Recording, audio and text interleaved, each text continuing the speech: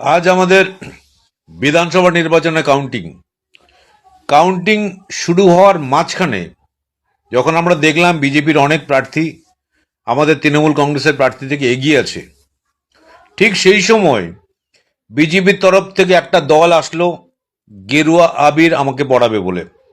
আমি তাদেরকে বললাম, ভাই আমি তো তৃণমূল কংগ্রেস করি, আমি তো বিজেপি করি না, আমাকে তোমরা কেন গেরুয়া আবির পড়াবে? তারা সংযত হয়ে চলে গেল।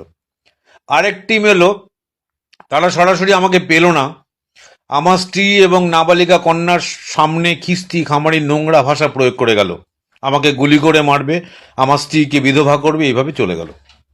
এবং তারপরে আরেক টিম এলো, তারা আমার বন্ধ দরজার বাইরে থেকে তারা কলিং বেল চাপলো, দরজা ঠেলাঠেলি করলো এবং খিস্তি খামারি দিয়ে চলে গেল।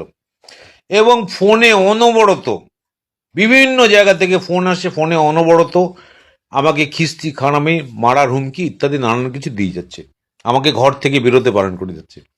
আমি সকলের কাছে একটা প্রশ্ন রাখতে চাই, 2011 সালের নির্বাচন আমরা জিতেছিলাম, 2011 পর থেকে পরপর 3টে নির্বাচন আমরা জিতেছিলাম বিধানসভায়, এরপরে লোকসভা নির্বাচন হয়েছে এর মাঝখানে। কখনো কি কোনো পরিবারের কোনো মানুষকে আমার দ্বারা আক্রান্ত হতে আপনারা শুনেছেন? কখনো কি কোনো পরিবার বা কোনো মানুষকে আমার নেতৃত্বে আক্রমণ হতে আপনারা শুনেছেন? কাউকে কখনো কোনো খিস্তি খামারি, খারাপ ব্যবহার করা, দুর্ব্যবহার করা, এরকম কি আপনারা শুনেছেন?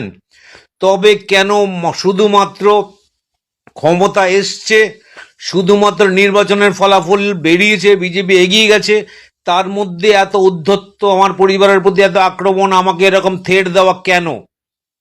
আমি এলাকার সমস্ত শুভবুদ্ধি সম্পন্ন মানুষের কাছে আমি জানালাম যে এটা আমার পরিবারের সঙ্গে ঘটছে কেন। যখন আমরা তৃণমূল কংগ্রেস ক্ষমতায় ছিলাম, যখন আমরা তৃণমূল কংগ্রেসের তরফ থেকে উত্তরোত্তর প্রত্যেকবার জিতে আসছি, আমার তরফ থেকে, আমার নেতৃত্বে কখনোই কি কোনো বিজেপি, সিপিএম, কংগ্রেস পরিবার আক্রান্ত হয়েছে?